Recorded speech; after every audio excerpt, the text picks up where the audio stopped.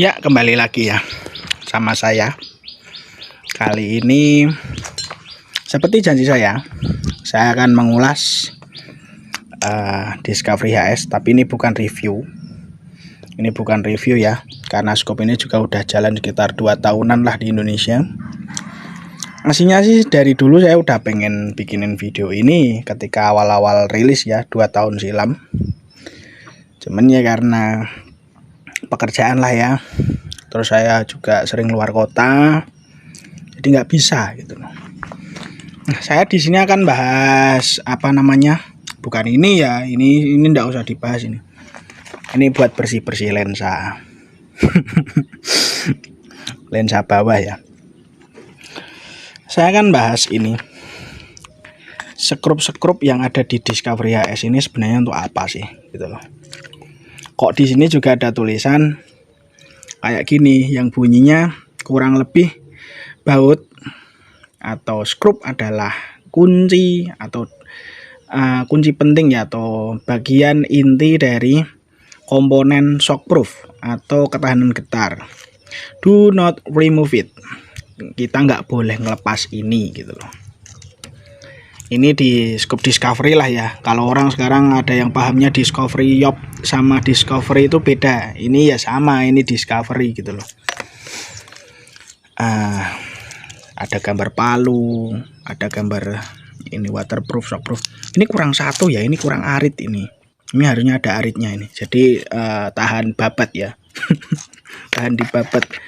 Jadi nggak cuman palu tapi arit juga ya, jadi palu arit nanti, jadi tahan babat, tahan pukul gitu ya. Di seri ini, khusus seri ini ada tulisan seperti ini, screw is a key part of shockproof, do not remove it. Dari awal rilis ini sudah bikin dahi berkerut gitu loh. Kenapa saya mempertanyakan itu cuman gini, tulisan ini itu kayak tulisan ini ya, tulisan ini itu tujuannya itu buat memperingatkan bagian baut ini atau skrup ini atau skrup ini gitu loh. Kalau skrup ini udah nggak usah ditanya, ini dilepas aja turret udah nggak akan fungsi gitu loh. Ini dilepas turret udah nggak akan fungsi, apalagi sampai di apa-apain gitu loh. Ya tambah nggak akan fungsi lagi gitu loh. Kalau ini tidak ada hubungannya gitu loh. Depan ini, bagian depan ini isinya itu lensa cuman satu biji, lensa objektif namanya, sesuai dengan headnya ya. Mau head 50 ya lensa ukur 50, head 44 ya 44, 40 ya 40, 33 dan sebagainya. Kok ada tulisan seperti ini, screw is a key part of shockproof, do not remove it. Seperti suatu himbauan yang memang kayaknya itu kok kalau sampai ini dibuka itu rawan gitu loh. Nah, kalau peringatan ini dibuat untuk ini, kenapa skop-skop yang lain model kayak gini punya Discovery nggak dikasih? Harusnya dikasih dong di bawah ini kan. Sama kata-katanya, screw is a key part of shockproof, do not remove it. Tulis saja di sini ya kan. Kenapa kok setelah seri HS ini keluar dan ada kayak baut-baut ya sejenis, kalau saya bilangnya biar gampang kayak monel-monel di motor itu ya, tuh baut probolt lah, kayak di motor-motor racing itu ya kan, buat ngasih di body kitnya itu. Kenapa setelah ada ini terus ada tulisan ini gitu loh? Kenapa nggak dari dulu? Kalau memang yang dianjurkan ini, kenapa nggak dari dulu? Kenapa kok ini? Dan ini mengeklaimnya skrup ini adalah kekuatan dari shockproof. Kita akan buktiin deh. Ini saya ada scope. Kebetulan semua ini servisan. Dan yang dua ini masalah kejernihan ya, lensa burem, dan yang satu ini ya lensa burem sama ketahanan. Kita akan tes salah satu. Saya tesnya prefer yang ini. Ini karena udah saya betulin. Kalau yang ini masih proses. Kita akan coba tes ketahanan getar. Kalau memang skrup ini mempengaruhi ketahanan getar, nanti kita copot, kita bandingin sebelum dicopot sama sesudah dicopot, ngaruh nggak ketahanan getarnya gitu loh. Kalau memang tulisan ini himbauannya untuk baut-baut ini gitu loh, sedangkan kekuatan getar itu adanya di bagian sini kalau setahu saya. Asalkan lensa depan itu kokoh, nggak gerak, ya akan tahan getar gitu loh. Kunci ketahanan itu ada di daerah sini, di erektor. Jadi orang yang ganjel di sini apa ganjel nih? Ini aslinya rugi, tolol itu namanya, tolol itu, bodoh semua itu. Ada yang diganjel karet lah, apalah, ada yang modifikator itu erektor ujungnya di balut pakai apa namanya, bekas lasegar itulah dipotong sedemikian rupa tuh. Aduh, itu kan malah memperpendek gerak erektor gitu loh, atas bawah kiri kanannya nanti terpengaruh gitu loh, jadi pendek dan kadang turretnya jadi keras gitu. Ini orang aslinya nggak tahu ketahanan getar itu kuncinya di mana. Banyak yang belum tahu tapi berusaha untuk mengetahui gitu.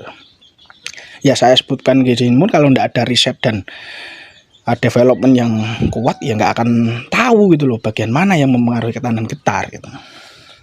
Dan pengencangan seberapa apa kan itu ngaruh semua, itu ada hitungannya gitulah. Intinya saya tahu gitu, saya tahu karena saya dikasih tahu gitu loh. Saya juga bukan tahu karena tahu sendiri, tapi saya juga dikasih tahu gitu sama salah satu teman saya di Filipina yang kerja di Vortex ya, di Marikina City, Manila. Saya nggak perlu sebut lah siapa dia.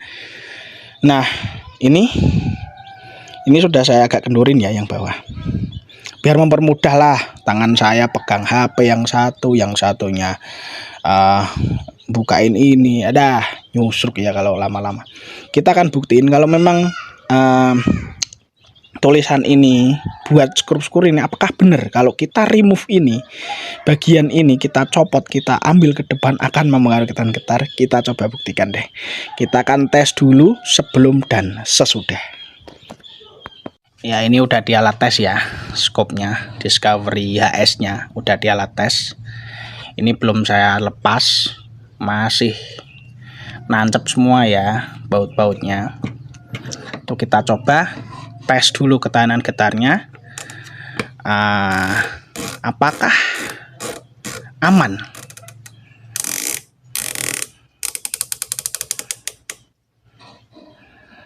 Oke, udah pas ya. Oke, udah pas ya. Cuman karena ini berhubung depannya itu kan kerowak kayak gini, jadi saya bantingnya juga harus penuh perhitungan ya. Intinya ya saya harus hati-hati. Ini di sini ya. Fokus dulu deh di sini. Saya geser dikit. Di sini ya.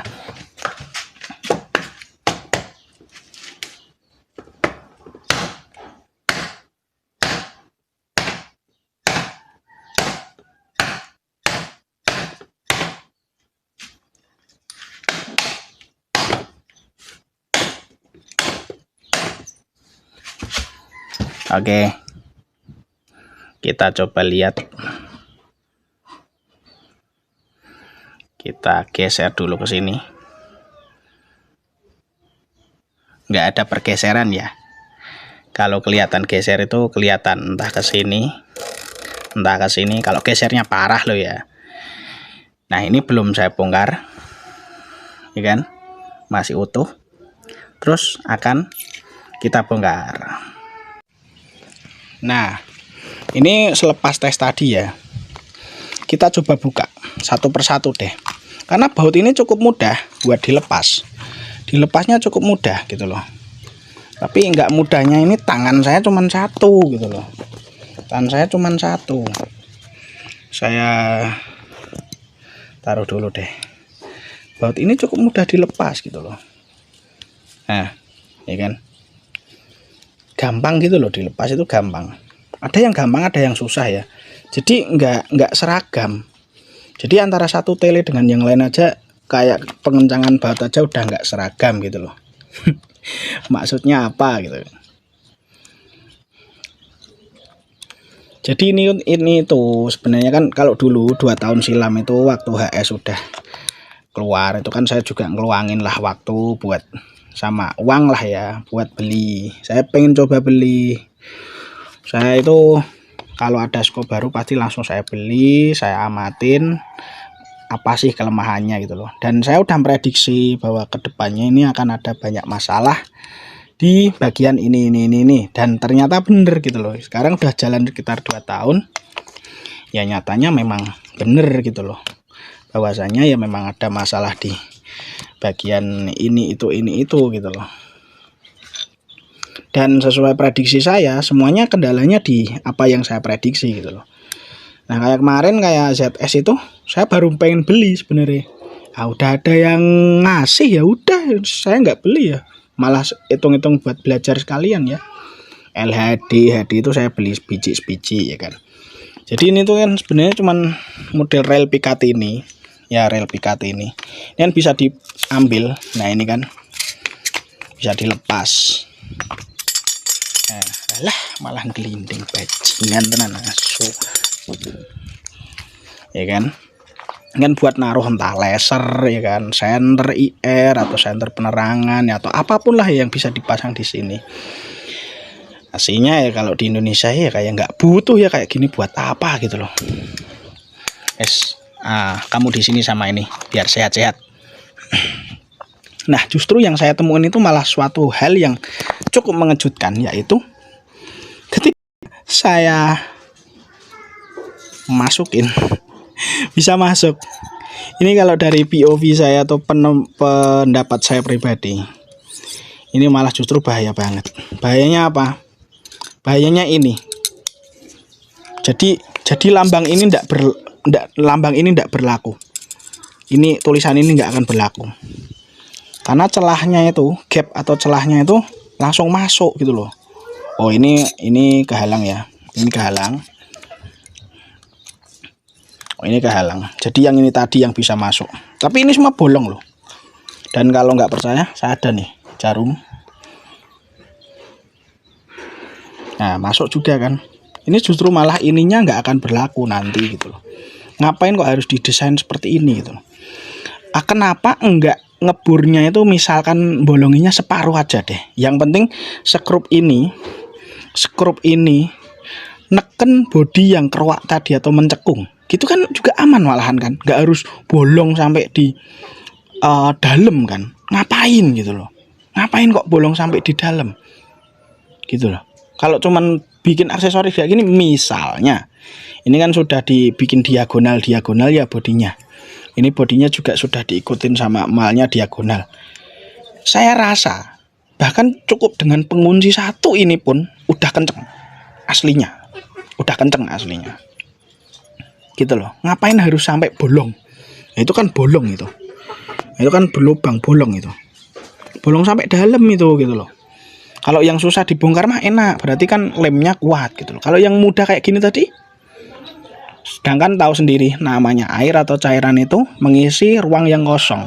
Drat itu meskipun halus atau kecil ya tetap namanya cairan ya kan, pasti akan meresap gitu loh. Nah ini kita buktiin juga setelah kita remove, copot, apakah ketahanannya akan terpengaruh. Kita coba deh. Jadi nanti kalau memang berpengaruh ya saya akan mengakui bahwa memang mempengaruhi ketahanan getar. Tapi kalau enggak ya berarti kan ini cuman bullshit gitu loh. Bullshit aja kan. Kita coba di alat. Nah ini sudah di alat lagi ya. Saya agak zoom in dikit deh. Ya ini sudah posisi saya buka. Saya bongkar ya depanannya tadi, yang aksesorisnya tadi, yang bikin rame scope ini ya kan. Ini posisi masih kayak tadi, masih center. Kayaknya juga nggak perlu saya pasin lagi deh ya, masih center kok. Masih center ya kan? Masih center nggak sih? Ya malah masih center ya. Masih center, jadi nggak usah saya pasin lagi, mungkin ke kanan satu klik oke. Kita akan langsung tes saja, nggak usah pakai lama ya kan. Ini posisi sudah dibuka aksesorisnya. Kita tes lagi di sini gitu loh.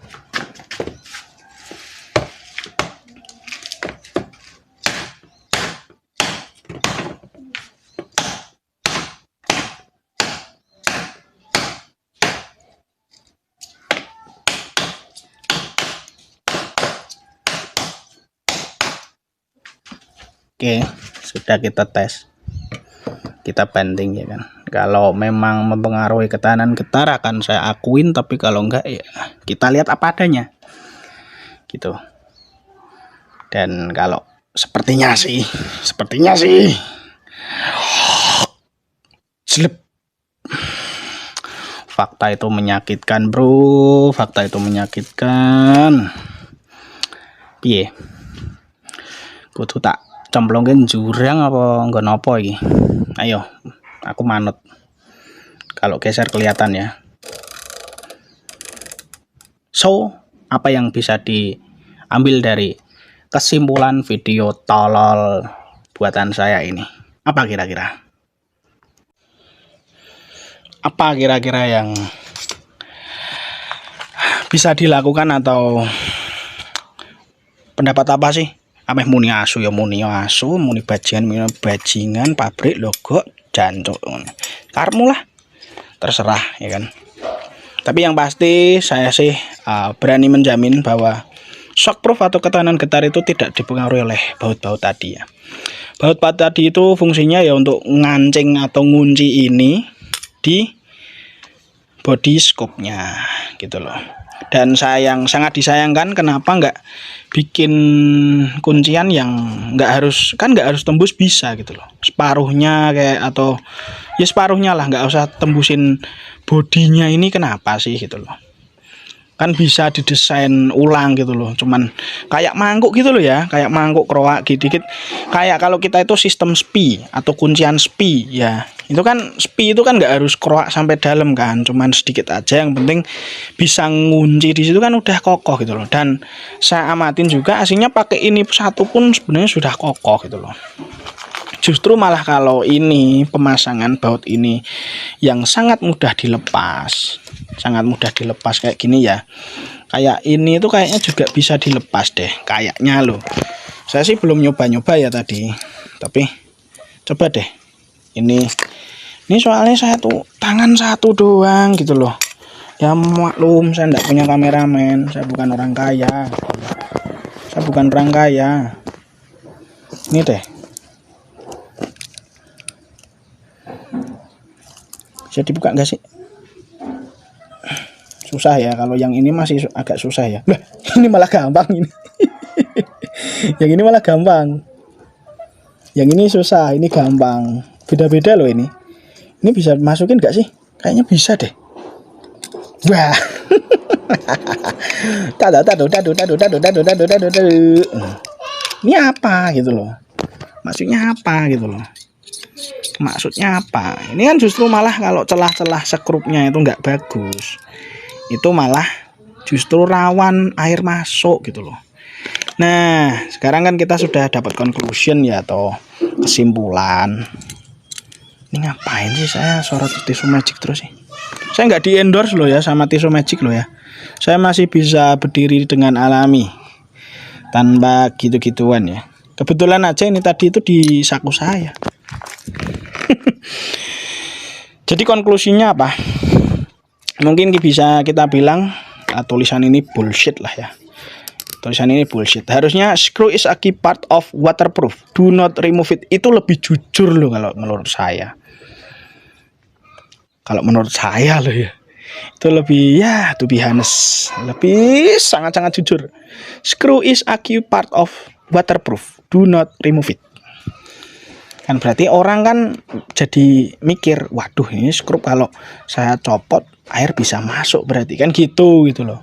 Nah saya sih ada solusi, tips sedikit tentang mengakali ini tadi. Kalau misal yang sudah beli dan belum ada kendala ya saya ucapin alhamdulillah. Tapi kalau nanti sudah ada kendala ya wah syukurilah gitu. Lah mau gimana lagi gitu loh. Ya intinya udah ada kendala ya wis sama gimana toh ya kan. Kalau saya sih cuma ada tips sedikit. Jadi tipsnya itu kita pakai jarum atau sejenis lah yang ujungnya kayak gini, kecil. Itu yang ujungnya kecil kayak gini kan. Sama kita ambil lem Korea. Lem G atau lem ya pokoknya lem Korea lah. Kita tetesin dulu lem ini di ujung ini ya, ujung jarum. Terus kayak tetesan lem itu kita tetesin di celah-celahnya. Jadi kita tetesin di sini.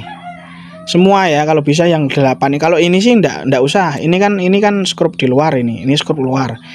Yang saya takutin itu skrup yang ke body. Ini semut ini mau masuk. Jadi tetesin di 8 sudut ini. 1 2 3 4 5 6 7 8. 8 ini ditetesin. Jadi lemnya itu ditaruh di sini dulu, di ujung ini. Ujung apa namanya? Ujung jarum lah ya. Terus ditetesin pelan-pelan di sekitaran baut sampai full gitu aja. Udah, itu tips dari saya yang paling simple gitu loh. Paling aman lagi ya di double seal gitu loh. Jadi bukan cuma dilem tapi dikasih seal kecil-kecil, itu lebih aman lagi. Dan ditambahi sealant, jadi tiga proteksi ya, seal, sealant, sama lem, itu lebih aman lagi. Karena ini saya juga jujur, saya amatin dari dulu pernah saya beli itu, untuk komponen seal dan lain-lain itu aman, rata-rata aman. Saya jarang menjumpai scope ini dengan kendala kemasukan air, saya malah jarang banget. Yang sering itu kendala turret, SF, sama kotor, itu aja. Kalau kendala kemasukan air, bahkan saya tuh baru nerima berapa ya, sejak 2 tahunan ini rilis, mungkin sekitar 2 biji atau 3 biji lah. Kalau yang paling banyak itu kendalanya di SF, ketahanan getar, SF, turret, sama kotor itu, tapi kotor jamur gitu loh. Itu yang paling sering, itulah intinya burem gitu aja lah. Nggak usah kita bilang jamur, burem gitu aja lah. So itu tadi, jadi kita bongkar kasus, bedah kasus, kita dapat kesimpulan kasus, dan kita dapat solusi kasus. Tapi cuman untuk ini, kalau yang lain ya nggak akan saya bongkar gitu loh. Kalau saya bongkar pun panjenengan semua juga belum tentu paham gitu. So bijaklah dalam membeli scope, jangan mentang-mentang terlihat keren. Karena ini kalau dilihat dari ini yang 2 ini tambahan dikit deh, durasinya kita panjangin dikit lah, tambahan dikit. Buat yang 2 ini kan itu juga kendalanya di burem. Ini kan lensa ini modelnya kan kayak gini kan. Lensa itu kan model apa namanya, model cembung keluar ya. Jadi ini batas lensa ini, tapi lensa ngelebihin batas lensanya ya. Jadi bentar deh, saya fokusin deh. HP kentang jadi ya bangsat banget gitu loh. Jadi nggak bisa fokus. Nah ini kan apa namanya, itu kan bagian itu kan ngelebihin. Nah lensa itu kan ngelebihin itu. Nah ini saran saya sih, selalu usap pakai tisu. Kalau nggak pakai tisu nggak usah diusap, pakai tangan aja. Jangan pernah pakai komponen-komponen lain, karena 2 ini kendalanya juga lensa belakang, dan semuanya kita ganti lensa baru. Karena memang nggak bisa, goresannya udah terlalu dalam gitu loh. Dan ini terlalu cembung banget, jadi rawan gitu loh. Misalkan kayak gini ya kan, ini batu ya kan, ini batu.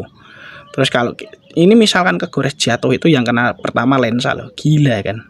Kalau scope dulu enggak, scope dulu itu batasannya cukup tinggi gitu loh, jadi memprotek lensanya. Saran saya sih ya pokoknya bijak-bijak aja dalam membeli scope. Sadari semua potensi, akan potensinya ya, potensi kelebihan maupun kekurangannya disadarin semua. Jadi kita itu kalau pakai terus di tengah-tengah ada masalah, kita nggak bingung, kita nggak mumet, kita nggak pusing ya. Selalu pasang cap lensa belakang. Ini kan kalau beli kayak gini kan dapat cap lensa belakang. Kalau nggak pakai, pokoknya pasang lah buat memprotek. Jadi capnya itu bentar deh saya ambilin. Kalau nggak saya ambilin susah jelasinya. Nah cap lensanya itu kan kayak gini yang belakang ya, cuman simpel kayak gini ya. Terus usahakan selalu dipasang, jadi memprotek lensanya itu biar nggak kegores-gores. Kalau bisa sih jangan sampai hilang gitu loh. Dan kalau bisa lagi ditambah, ini bener, ini yang punya ini dikasih tisu, itu udah langkah yang paling bener. Jadi makin soft ya, lensa itu kena bagian soft gitu loh, nggak gores. Ini sayang banget sih, kedua ini kendalanya burem dan gara-gara lensa belakangnya rusak. Kalau yang ini kebetulan enggak, ini lensanya masih bawaan, cuman ya itu dalamnya ngehe, udah dibongkar-bongkar sendiri ya kan, bekasnya itu nih di bautnya ini kan, ya kan, bautnya ini udah kayak di battle ya. Terus ini depan ini, wah itu kan rongsak semua kan, wah rompal semua kan itu di trip. Ya mungkin itu tadi sekilas untuk Discovery HS. Kita bedah kasus, kita simpulkan kasus, dan kita kasih solusi kasus. Tapi khusus yang ini tadi. Untuk yang lain ya akan saya keep ya buat saya sendiri. Sehat-sehat semua buat rekan-rekan Skopmania. Jangan sampai skopnya pada rusak. Kalau rusak saya yang untung. See you next time and ciao.